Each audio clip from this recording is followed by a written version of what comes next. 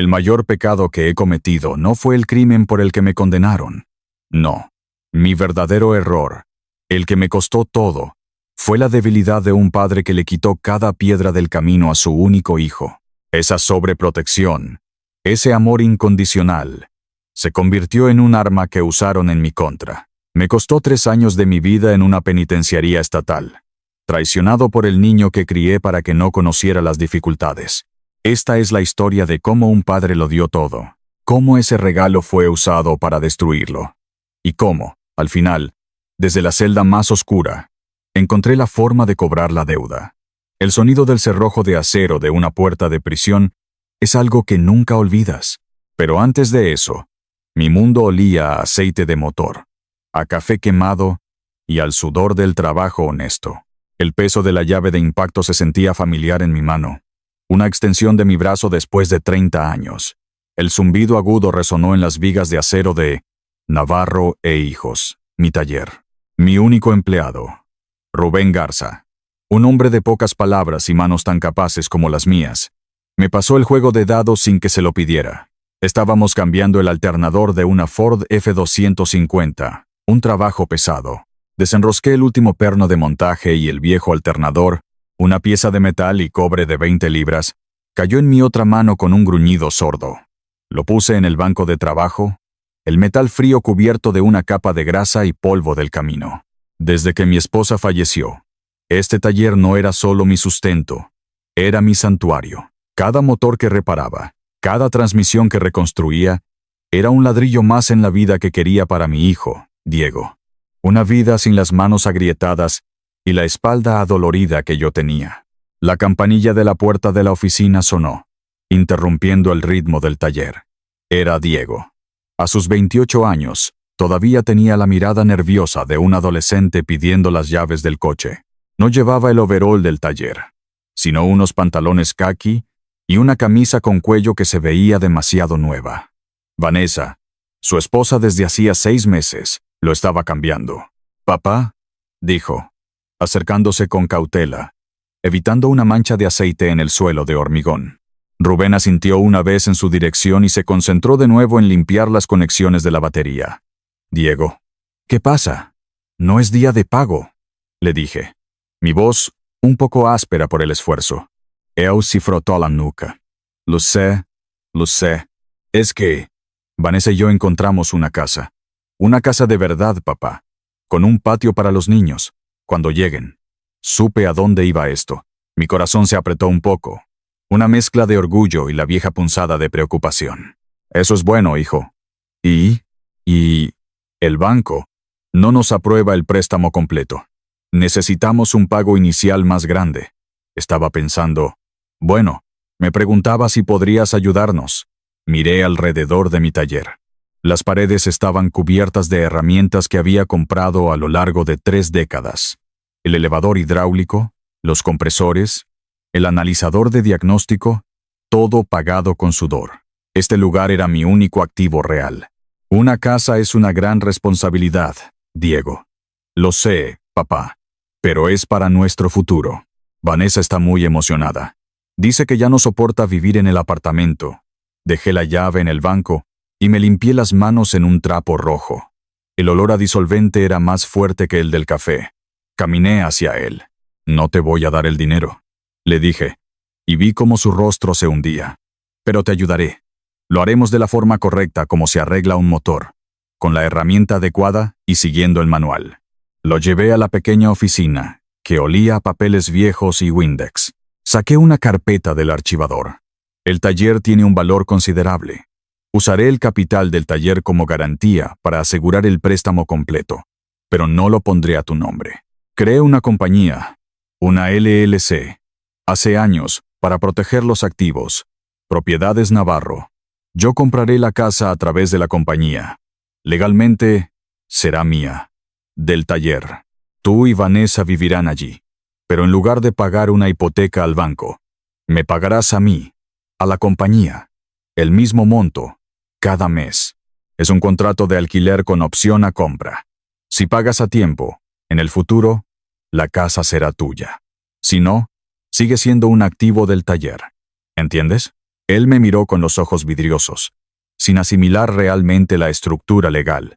Solo escuchó la palabra sí. Sí, papá, claro. Lo que sea necesario. Gracias. Sabía que podía contar contigo. Estaba demasiado ansioso por darle las buenas noticias a Vanessa como para prestar atención a los detalles. Los detalles que, al final, lo serían todo.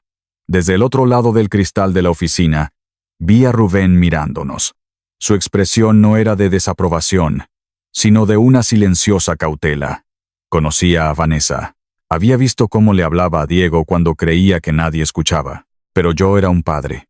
Y mi trabajo era construir un mundo seguro para mi hijo.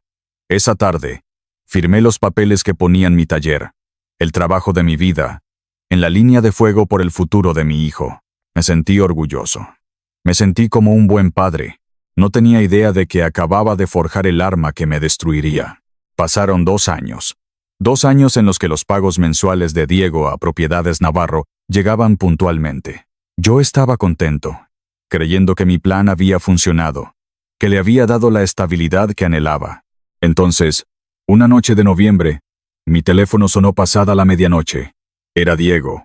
Su voz era un hilo de pánico. Papá, papá, tienes que venir.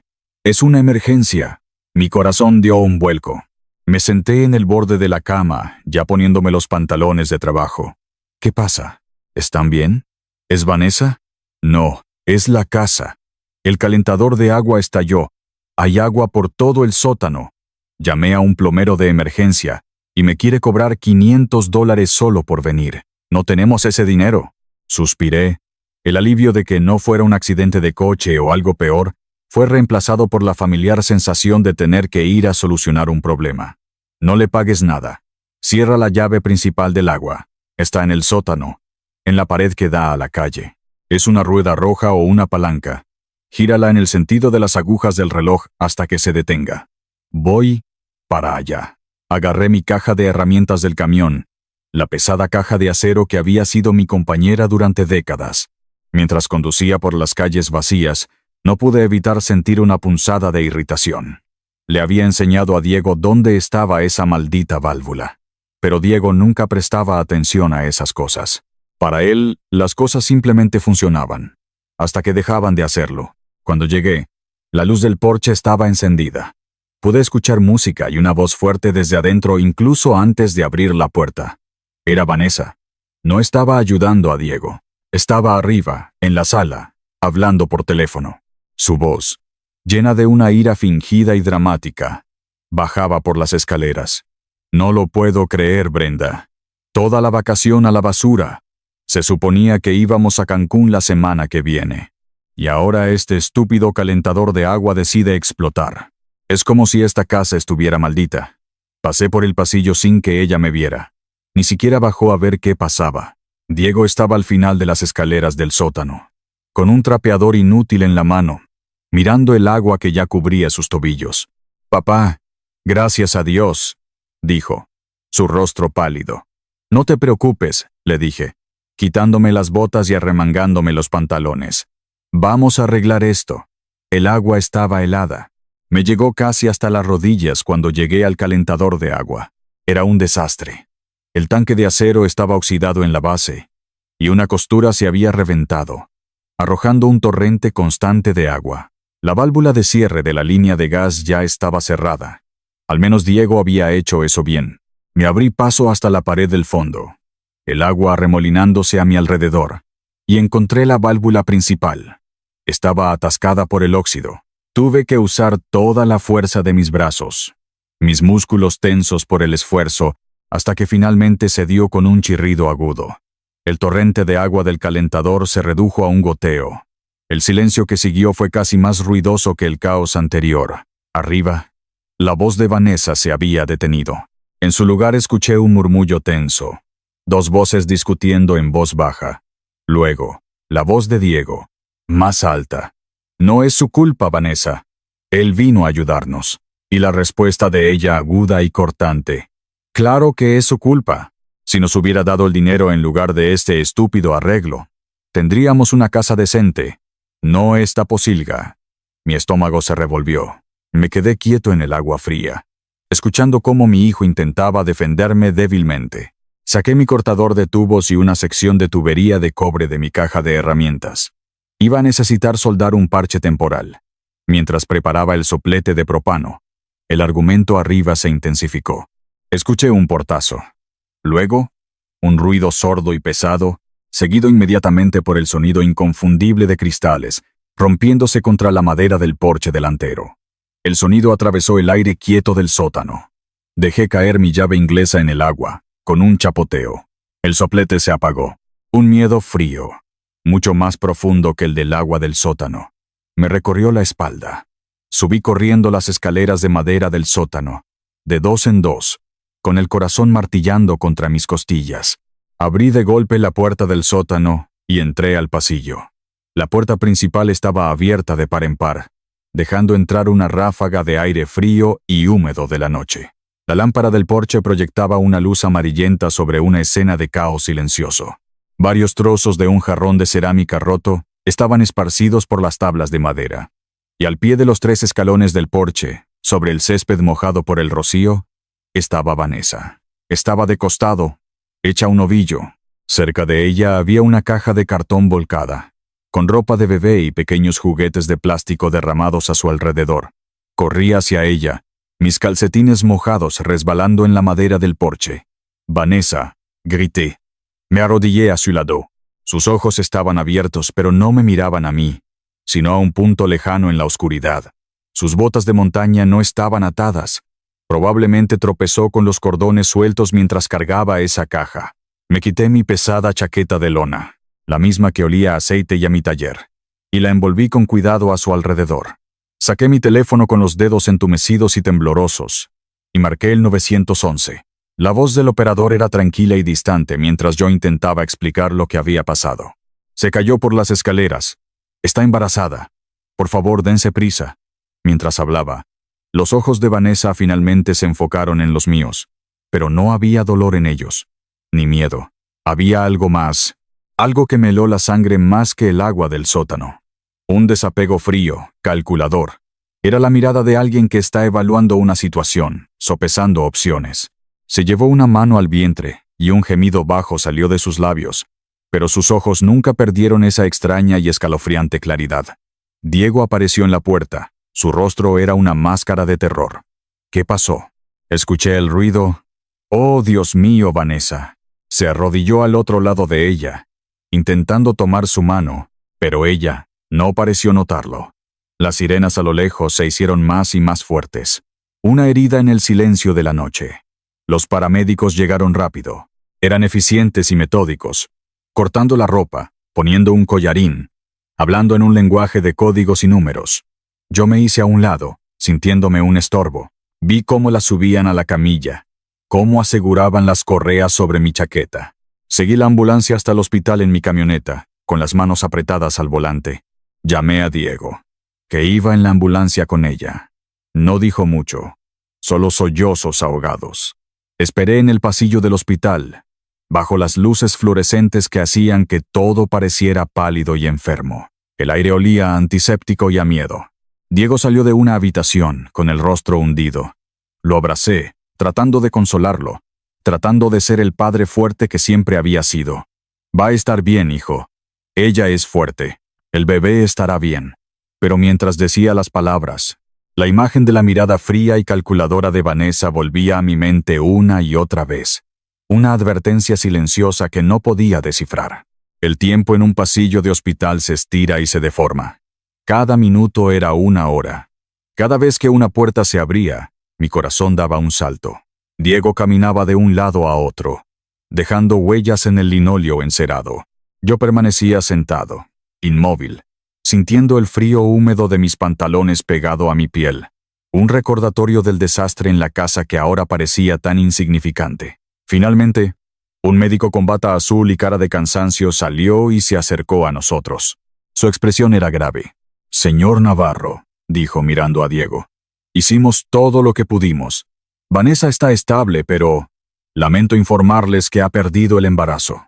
El mundo se detuvo. El sonido pareció desvanecerse, reemplazado por un zumbido agudo en mis oídos.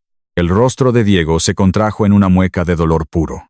Un sollozo ahogado escapó de su garganta y se derrumbó en la silla a mi lado.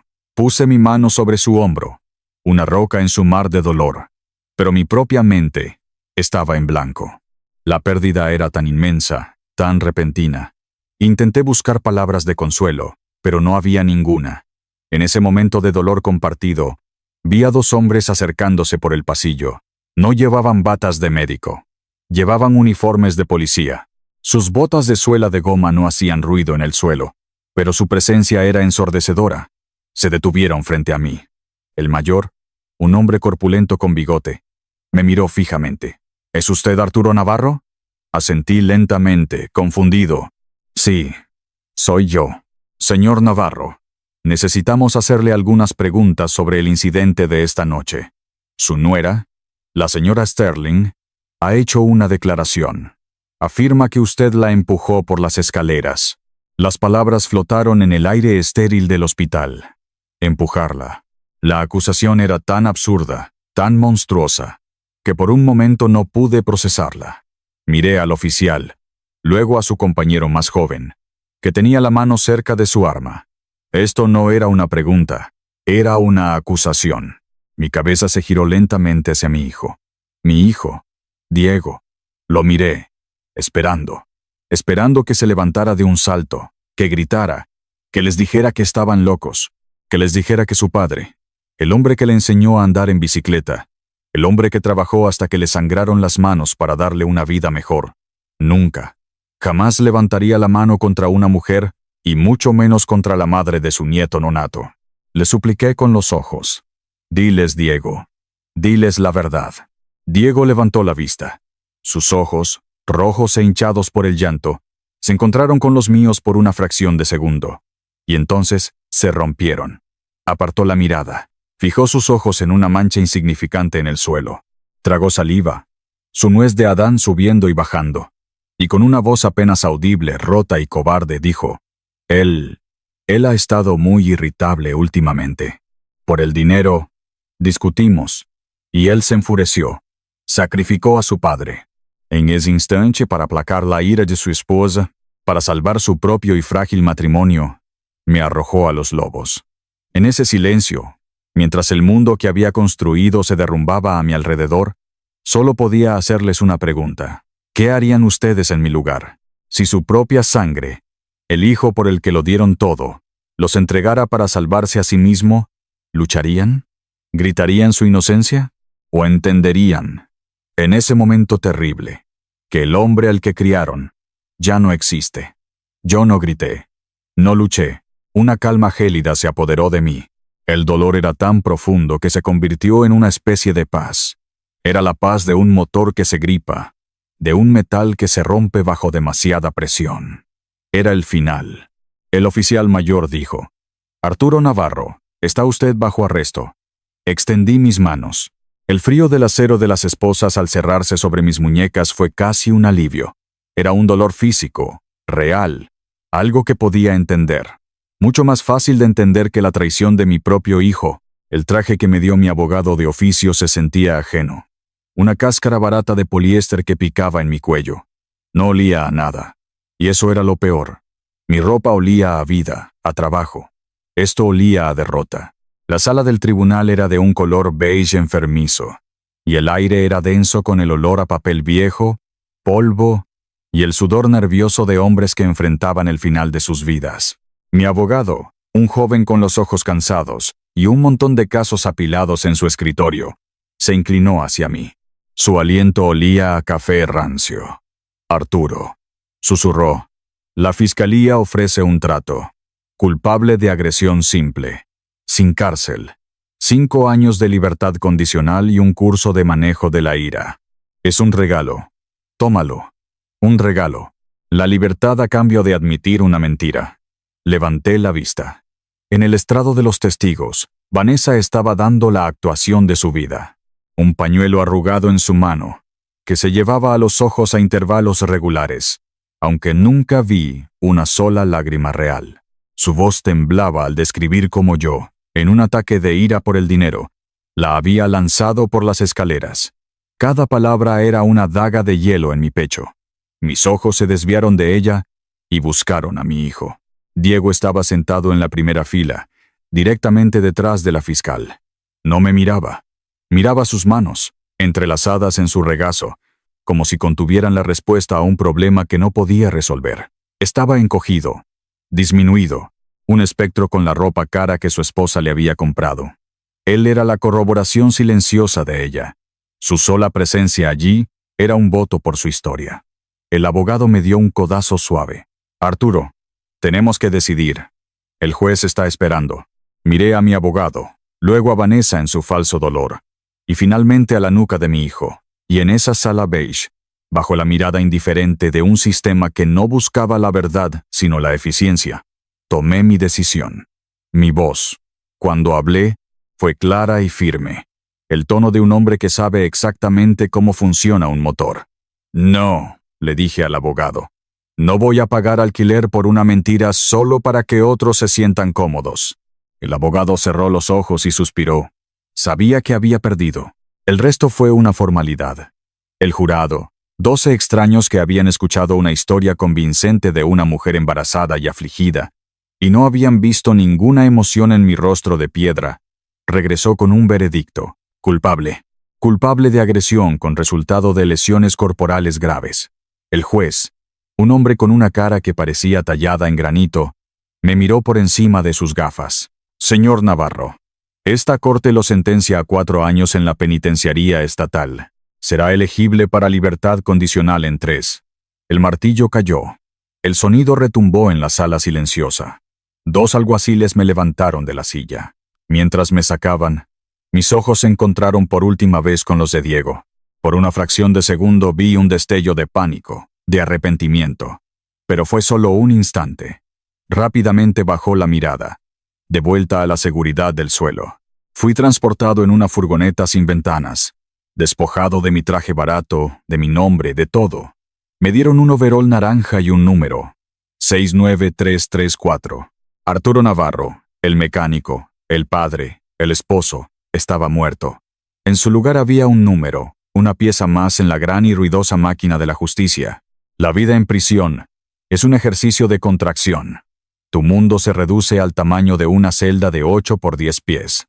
Tus posesiones se reducen a lo que cabe en una pequeña caja de metal. Tu tiempo se mide en campanas y conteos. Los primeros 6 meses, perdí 30 libras. Mi pelo, antes salpicado de gris, se volvió completamente blanco. El sol solo lo veía a través de una malla de alambre en el patio de recreo. Pero mientras mi cuerpo se debilitaba, mi mente se afilaba. La mente de un mecánico odia un sistema que no entiende. Así que empecé a estudiar la máquina que me había encarcelado. Una vez al mes, como un reloj, el guardia de mi bloque anunciaba: 6, 9, 3, 3, 4. Tienes visita. Navarro. Cada vez, sin levantar la vista del libro que estuviera leyendo, yo respondía con una sola palabra: rechazado.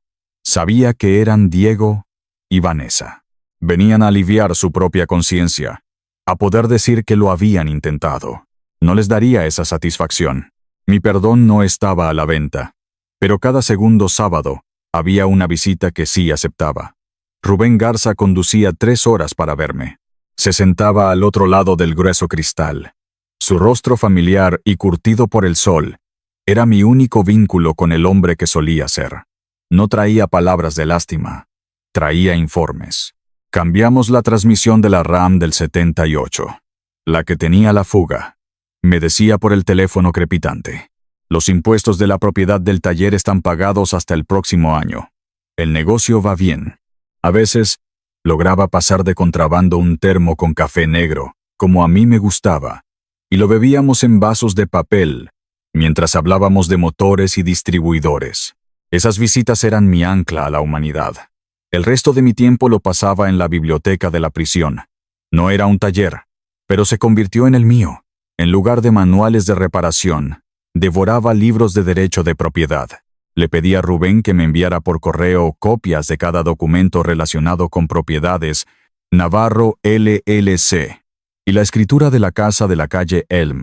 Noche tras noche, bajo la luz de una bombilla desnuda, extendía esos papeles en el suelo de mi celda. Trazaba el lenguaje legal, las cláusulas y los artículos. No estaba tratando de convertirme en abogado. Era un mecánico diagnosticando un sistema. Y entonces, una noche, después de casi 2 años de estudio, lo encontré. En una conversación, Rubén había mencionado casualmente que Diego y Vanessa habían dejado de hacer los pagos a la compañía unos 6 meses después de mi encarcelamiento. Supongo que pensaron que, como el propietario estaba en prisión, la hipoteca estaba en pausa. Vivían en mi casa, gratis. Crucé esa información con el artículo 4, sección B, del contrato de arrendamiento con opción a compra. La cláusula de incumplimiento. El incumplimiento de pago durante más de 90 días daba al propietario, Propiedades Navarro LLC, el derecho a reclamar la posesión inmediata del inmueble, anulando todos los acuerdos previos. Una sonrisa fría, la primera en años, se dibujó en mis labios. No era una sonrisa de alegría. Era la sonrisa de un mecánico que finalmente encuentra la grieta en el bloque del motor, la causa raíz del fallo. No necesitaba un arma. No necesitaba romper ninguna ley. La ley, la misma que me había encerrado, sería mi llave inglesa y mi palanca. El sistema que ellos habían usado para destruirme sería el que yo usaría para cobrar la deuda. Mientras Arturo afilaba su única arma, la ley, uno no puede evitar preguntarse, ¿qué creen ustedes que hará exactamente con esos documentos una vez que salga? ¿Se trata solo de la casa? ¿O el precio de la traición será mucho más alto? Comencé a redactar los avisos. Notificaciones de incumplimiento. Órdenes de desalojo. Todo en papel oficial de la prisión, con mi pulcro y metódico estilo de escritura, preparándome. Ya no solo estaba cumpliendo una condena, estaba reconstruyendo un motor para la venganza. 3 años. 1095 días. El último cerrojo de acero se deslizó con un ruido sordo y pesado, un sonido que había marcado el ritmo de mi vida. La puerta se abrió. El aire de la mañana era fresco y olía a hierba mojada y a los gases de los coches lejanos en la autopista. Olía a libertad. Di un paso, luego otro, saliendo de la sombra del edificio de hormigón hacia la luz del sol. En mi mano llevaba una pequeña caja de cartón con mis cartas de Rubén y los papeles de la LLC. No había nadie para recibirme, ni una banda, ni una bienvenida. Solo un hombre de 64 años con el pelo blanco y la piel pálida, parpadeando bajo el sol. Y eso era exactamente lo que quería. Al otro lado del estacionamiento, vi la vieja camioneta de Rubén. Estaba apoyado en el capó, esperándome. No dijo nada. Simplemente me tendió un vaso de papel. El vapor se elevaba en el aire frío. Era café negro, amargo, sin azúcar, exactamente como me gustaba. El primer sorbo fue un shock. Sabía a verdad, a mundo real. Sabía a hogar. Gracias, le dije. Mi voz ronca por el desuso. Él asintió. ¿Al taller? Negué con la cabeza. No, a la oficina del registrador del condado. Rubén no hizo preguntas. Se subió al asiento del conductor y arrancó el motor. El viaje fue silencioso. Miré por la ventana, viendo pasar el mundo a 60 millas por hora. Árboles, casas, gente viviendo sus vidas, ajenos a las jaulas que existen justo al lado de ellos. La oficina del registrador era un edificio de ladrillo sin alma, lleno de gente esperando en filas. Pero yo no esperé. Fui directamente a la ventanilla de presentaciones comerciales. La mujer que estaba detrás del mostrador me miró por encima de sus gafas. Le entregué los papeles que había redactado en mi celda y las copias de los registros de Propiedades Navarro. Ella los examinó, sus uñas pintadas de rosa tamborileando sobre el mostrador. Notificación de incumplimiento y reclamación de posesión. Leyó en voz baja. Luego revisó el contrato original en el sistema. Los pagos han estado en mora durante 31 meses. Sí, todo parece estar en orden. Sacó un pesado sello de goma y lo presionó con fuerza sobre una almohadilla de tinta roja. El golpe del sello sobre mis papeles fue el sonido más satisfactorio que había escuchado en 3 años. Clac, posesión legalmente reclamada. Luego le entregué otro juego de documentos. El contrato de venta de la propiedad de la calle Elm a una empresa de inversión de terceros. Había negociado el acuerdo a través de Rubén en los últimos 6 meses. Ella lo revisó, tecleó en su computadora y volvió a sellar. Clac. Vendida. efectivo a partir de esa mañana. La casa ya no era mía. El dinero, $342,000, estaría en la cuenta de la LLC al final del día. Salí de la oficina del registrador y volví a entrar en la luz del sol. Me sentía más ligero. El primer paso del motor estaba completo. Saqué mi teléfono, un modelo nuevo que Rubén me había comprado. Hice 2 llamadas. La primera, a una empresa de mudanzas comerciales. Necesito un equipo de 4 hombres para un desalojo en 1 hora. Sí, pago la tarifa de emergencia. La segunda fue a la oficina del sheriff del condado. Solicito la presencia de un oficial para una espera civil en un desalojo. Sí, tengo la orden judicial. La dirección es 4523 de la calle Elm. Le di a Rubén la dirección. Él me miró. Y por primera vez ese día, una lenta sonrisa se extendió por su rostro. Es hora, dijo. Es hora, confirmé. La calle Elm estaba exactamente como la recordaba. Árboles maduros, céspedes bien cuidados, un silencio suburbano y próspero. La casa que yo había comprado, la casa donde mi hijo vivía, se veía perfecta. El césped estaba recién cortado. Había flores en las macetas del porche. Y en la entrada, no estaba el viejo sedán de Diego. En su lugar, había un todoterreno de lujo, negro y brillante, que debió costar al menos $60,000. Vanessa estaba viviendo bien con el dinero que ahorraban al no pagar la hipoteca. Le dije al equipo de mudanzas que esperara en la calle. El oficial del sheriff, un hombre joven y corpulento llamado Miller, se reunió conmigo en la acera. Le mostré los documentos sellados. Él los revisó cuidadosamente. Todo en orden, señor Navarro. Procederemos. No toqué el timbre. Metí la mano en el bolsillo y saqué una sola llave. La llave maestra original de la casa, que había guardado en mi caja de herramientas durante 3 años. Se deslizó en la cerradura con un clic suave y familiar. Abrí la puerta y entré. El oficial Miller me siguió. El interior era irreconocible. Muebles nuevos y caros. Una televisión del tamaño de una ventana. Obras de arte abstractas en las paredes. Olía a ambientador de canela y a dinero. Diego estaba en la cocina, de espaldas a mí, sirviéndose un vaso de zumo de naranja. Llevaba ropa de estar por casa de seda. Se giró, y al vernos, el vaso se le resbaló de la mano, y se hizo añicos en el suelo de baldosas. «¿Papá?», susurró, su rostro perdiendo todo el color. Vanessa bajó corriendo las escaleras, atraída por el ruido. Llevaba puesta una bata de seda a juego. «¿Arturo? Oh, Dios mío. Estás fuera». No sabíamos. Empezó a caminar hacia mí, con una sonrisa falsa y temblorosa en la cara, como si fuera una reunión familiar felizmente inesperada. Levanté una mano, un simple gesto que la detuvo en seco. «No te acerques», dije. Mi voz era plana, sin emoción. Era la voz de un hombre que da una orden en un taller. Me hice a un lado y le entregué los papeles al oficial Miller. Él dio un paso al frente, su presencia uniformada llenando la habitación. «¿Son ustedes Diego Navarro y Vanessa Sterling?», preguntó con voz oficial. Diego asintió sin comprender. Vanessa miró de mí al oficial, su sonrisa falsa comenzando a desmoronarse. «Según esta orden judicial, Propiedades Navarro LLC tomó posesión legal de esta residencia hace 60 días debido a un incumplimiento de contrato», anunció el oficial Miller, su voz resonando en el silencio. «Además, esta propiedad fue vendida legalmente esta mañana a un nuevo propietario. Se les ordena que desalojen las instalaciones de inmediato». Vanessa soltó una risa nerviosa. «¿Qué? Eso es ridículo. Esta es nuestra casa». El oficial la miró sin pestañear.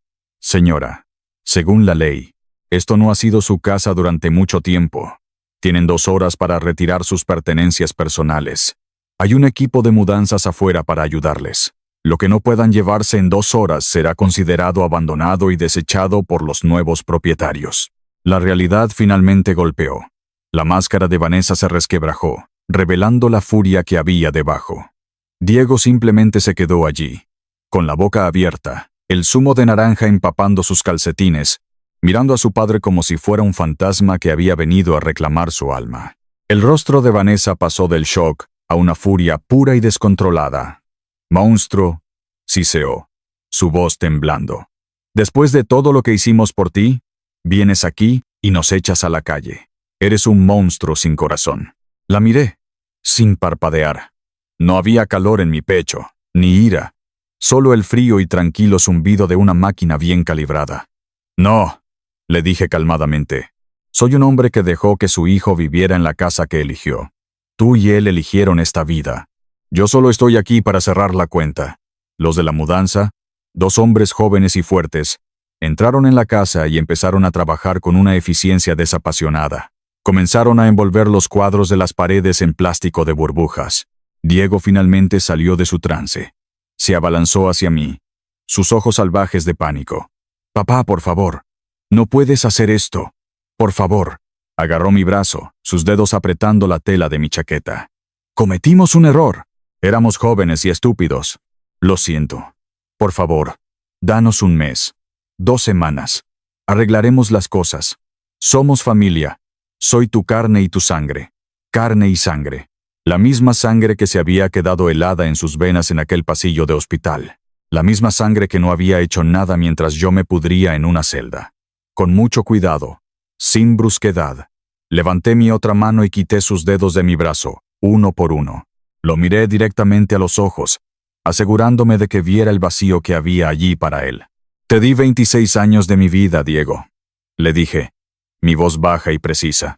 Te di un hogar, una educación, un futuro, y me vendiste por 5 minutos de paz con ella. Tu carne y tu sangre cumplieron una condena de 1090 y 5 días por un crimen que no cometieron. Él retrocedió como si lo hubiera golpeado. Ya no tienes un padre, continué.